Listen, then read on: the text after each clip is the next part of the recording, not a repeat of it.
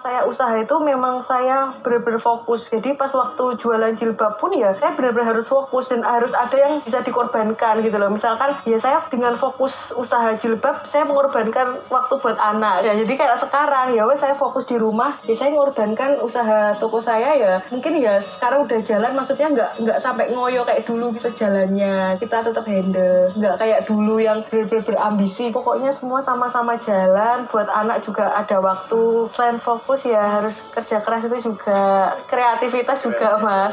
Kita bikin sesuatu yang unik, yang beda. Misalkan kayak jualan cola itu banyak atau orang jualan cola, tapi kita bikin yang beda itu gimana caranya biar orang-orang itu beli di kita. Kita bikin dengan harga mahal itu orang-orang pasti tertarik. Lahnya apa sih kok mahal nih cola Nah jadi dari penasaran tuh, oh iya ternyata colanya gini rasanya enak. Jadi nggak pakai susu, nggak pakai santan. Jelas nggak pakai susu, nggak pakai. Iya. Tapi kok manis? Kan pakai gula kalau manis. Iya.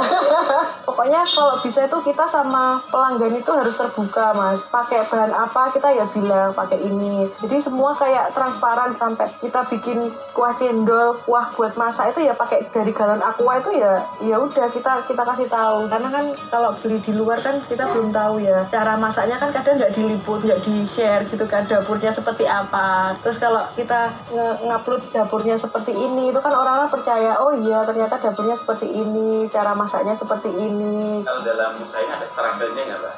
Ya nggak enaknya itu capeknya mas, jualan makanan capek gitu. Sama kadang itu nggak punya ide besok jualan apa ya, ini udah sore loh besok jualan apa. Misalkan kita udah bikin menu, misalkan tongkol mercon gitu ya buat besok, ternyata di pasar itu tongkolnya nggak ada. Kita kan nggak bisa mas jualan dengan kualitas yang biasa. Akhirnya kita putar otak lagi apa itu loh, kadang yang bikin aduh kayak gitu loh. Jadi kayak bikin kayak capek. Tapi ya balik lagi, pokoknya kita pengen ke customer seneng, kita bikin puas customer, terus customer feedbacknya juga bagus, kita wis alhamdulillah. Nah, ini tergantinya kuat nih.